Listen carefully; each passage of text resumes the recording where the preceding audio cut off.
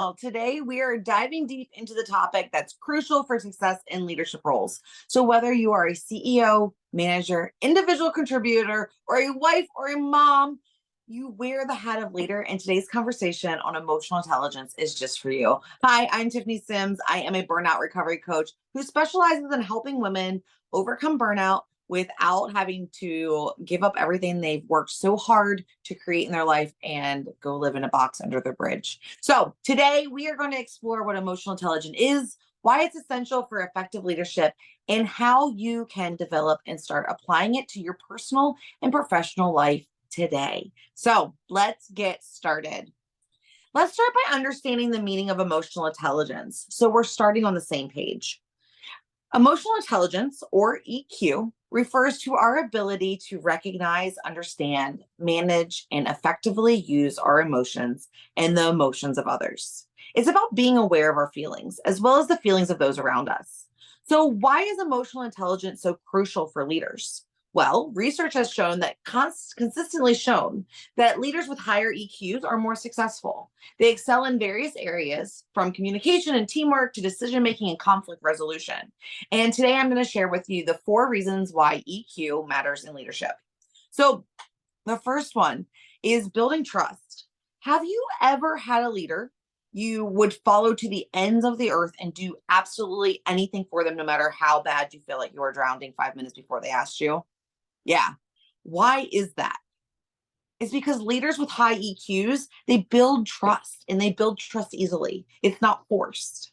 So when your team knows that you understand their feelings and concerns because you listen and you've built that rapport and you've invested back into them, they're more likely to trust your decisions and guidance. But before we move on, did you notice how I didn't say boss, supervisor, or manager? It's because leadership isn't a title. It's a way of being. And that's why I mentioned at the beginning of this video, it doesn't matter if you're the CEO of a company or a stay-at-home mom, you are a leader in the roles that you're holding in different parts of your life. But I digress. So moving on to number 2, then the second thing that leaders have are they're really good at effective communication.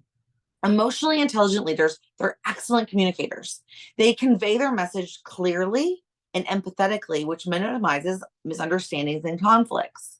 And especially in the workplace, the way that this shows up the most is those leaders who have a message to deliver from up above. And maybe they personally are not necessarily bought into it, but they understand that that is the direction that the company is going. And they need to find a way to pardon me, they have to find a way to communicate that message in a way that's going to be important to the person that's listening to them so that everyone gets on board and the train is moving in one direction. Because if you have, let's take that train analogy, if you have a train and each caboose is trying to go its own separate direction, that train's not going to run in a straight line and everything's going to smush and collide and trains are going to be flying off the track. And we don't want that, especially in these areas where we need to function as a team. We can function as teams at home, we can function in teams at the workplace. And so communication is just really, really important for making sure we're all working on the same mission and going in the same direction. So, also, the other thing that leaders do is they have really good conflict resolution skills, and emotional intelligence helps with that. Leaders who can navigate disagreements with emotional sensitivity can find solutions that benefit everyone involved. It's not just about being right in a conflict. It's about being able to come to the table, see both sides of the issue, and work together to find common ground even when tensions are really high. Leaders with high EQ are also very inspiring and motivating to their teams. They understand what drives each team member and can tailor their approach to bring out the best in everyone. Have you, I don't know, were you a sibling? Like, did you have siblings growing up? So, if you are one of multiple children, you have probably at some point in your life gone to your parents and been like, but you treat them differently than me. You hold me to different expectations. You expect different things from me. And both siblings are saying the same thing to their parent when in fact that is true because their parent recognizes that each child is a little different. My mom knew that she could just look at me a certain way and I would know exactly what was happening and feel and know that I needed to correct my behavior. My brother, on the other hand, a look wasn't enough. Like she had to be very direct. There had to be consequences, and they had to like discuss it a lot back and forth for everyone to get on the same page when she didn't want my brother doing something that he shouldn't have been doing. And so as parents, we do that a lot.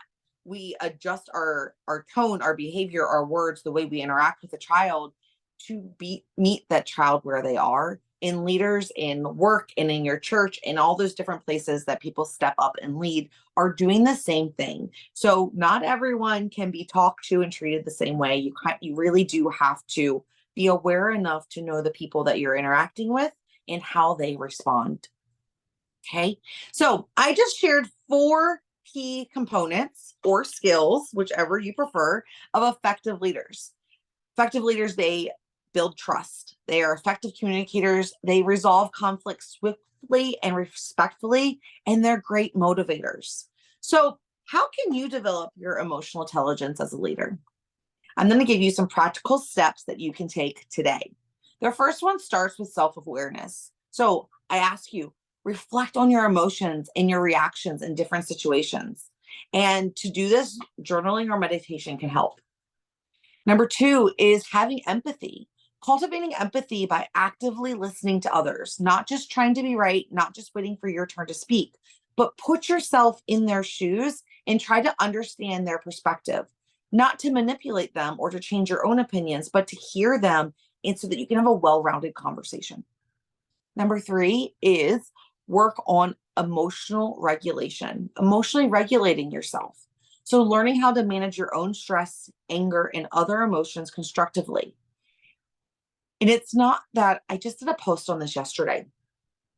You don't necessarily, the goal isn't to control your emotions or to stuff them down and not deal with them. It's to honor them, to respect them, to know that they are there and be able to explore them in a respectful way that allows you to still be present and have respectful communication and dialogue back and forth with someone that maybe has frustrated you. Okay. Some things that you can do to work on this are breathing exercises. There are tons of them on YouTube.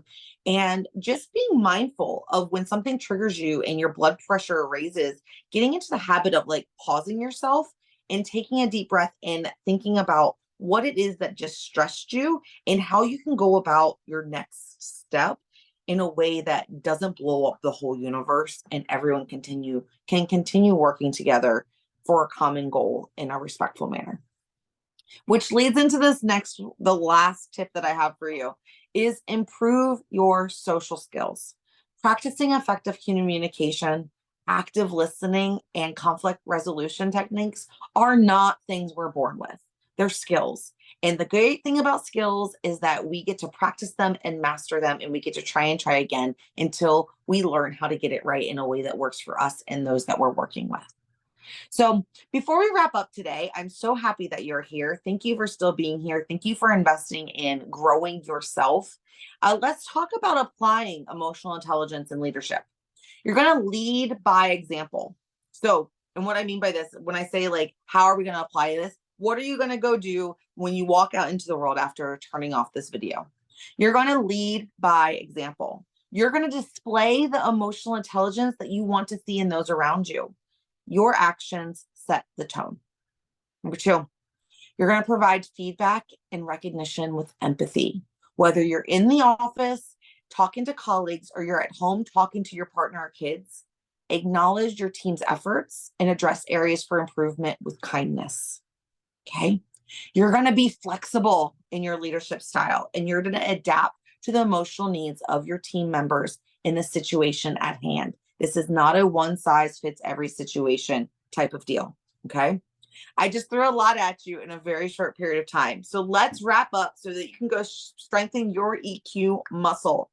Emotional intelligence is not just a buzzword. It's a fundamental skill for successful leadership. And by developing your EQ, you can build stronger relationships, lead with empathy, and create a positive and productive environment. Remember, it's a journey. So keep practicing, keep growing, and thank you for joining me today. If you found this video at all valuable, please like, share, and subscribe to this channel so that we can stay connected. And as always, stay kind and lead with heart.